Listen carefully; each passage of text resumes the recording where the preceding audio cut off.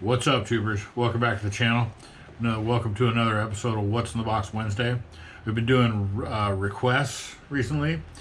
I'll put a pan up here of what's in my stash presently, and you see something that you like with the yellow tags on it, let me know in the comments down below what you'd like to see, and we'll do that one next. The one with the most comments will get the win for the next episode of What's in the Box Wednesday. But this time we're doing one of my choice. Just picked this guy up not too long ago.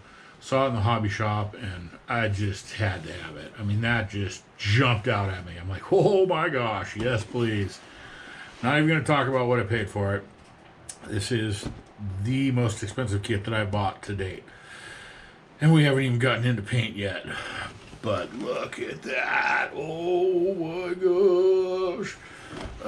So we're going to get into this and take a look. Don't know if I'm going to open the bags of it yet, just because I want to try to keep it in somewhat decent shape until I do actually build it. I built a few of the flat box kits, the Tamiya and Aoshima. I think that's about it. I'm not sure. Wow, good looking decals. I do remember that they were kind of limited on what the decals had, what was in them. Not a whole lot. You know, there's a instrument cluster and a couple other tiny things, logos and whatnot, but not a whole lot of decals to it. They do have, oh cool, what's that? Photo etched parts? Looks like, yeah, those are little photo etched logos, or yeah, that looks like a hood emblem. And then the masking for, I mean, come on, you can read that, can't you? The masking for the windows, for the clear part, so that you can stick that on the window and then paint the black around it, and you get that that black effect. So that's the decals. The instructions are kind of a fold-out map style, but detailed, definitely clear what goes where. You know, nice, clearly labeled what part is what, how it goes together. Little, indicators for don't glue that, and and then what color they would recommend for those parts. Separate brake rotors, interesting. We'll get into that. And then decal placements, and they're decent manuals. But we'll just jump right into the body. Yeah, I'm not gonna take this thing out. Well, we'll take the body out. How's that? Take that out. Oh my goodness. Wow. Just wow. That is a good looking car. Ooh, yeah. A little bit of scribing to be done with the panel lines, but the plastic, styrene, feels really good. It feels clean, if that makes any sense. It's already got a nice sheen to it. I mean, you could just put a coat of clear on that and call it done. But we're not going to. You know that. A little bit of a mold line there. Little tiny little mold lines. Those will stand out fine. Good looking body. Good looking car. Good details under the hood. Those will paint up nicely.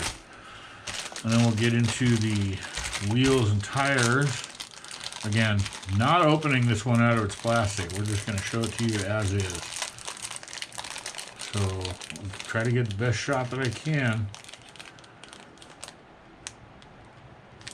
The tread pattern, super cool. It's actually got siping, I guess is what you'd call that. See if I can read that. Potenza, yep. They are marked. You could probably paint that out. Pull those details out. Good looking tires on some even better looking wheels. They've already got a interesting tone to them. Almost like a anodized or something. But that is gonna look so good. Oh my gosh. Yes. Yes, please. So, again, not gonna open these bags, but we're just gonna peek. There's the motor top, it looks like. I've already kind of been in here and peeked a little bit, and I can't tell if it's a full motor or if it's like a bottom side, curb side. I don't know if that makes any sense, but as I noticed, there was what looked like the bottom half of the engine. I don't know. I'm not familiar with these enough. Yeah, let's see. This would be the front, right? Yeah, so you can see, oh, I guess that's the transmission. And then, wait, so the motor would go on there. Yeah, so I guess you put the bottom portion of the motor in there and then the top part in here. The hood will open and you can see it. Neat. So, really, really impressed with the details in this thing. Even the brakes say Brembo. Very cool. Yeah, this is going to take some magnifying glass toothpick painting. Those big, beautiful brakes. Like, I could probably even find a drill bit small enough and actually drill those out. Yes, that's what I said. Actually drill those out. And your interior components. Seats look like they have a nice, material look to them. Like a leather. It's hard to say, but yeah, it looks like it'd be a nice leather look. Beautiful, just absolutely beautiful kit. And the dashboard, wow. Again, super detailed, prominent. It'd be really easy to just toothpick paint all of that and make it pop. And the hood, front and rear pans, or bumpers, I guess you should say. Oh, nice see-through open hood vent. Mirrors. The clear parts. Yeah, you put that masking over that and then paint black so that those edge portions will be black.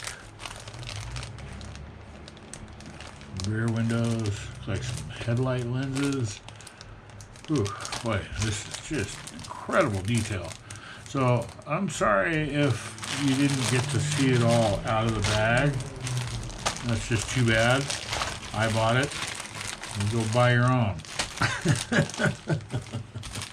This will for sure be a build on the channel, so stay tuned.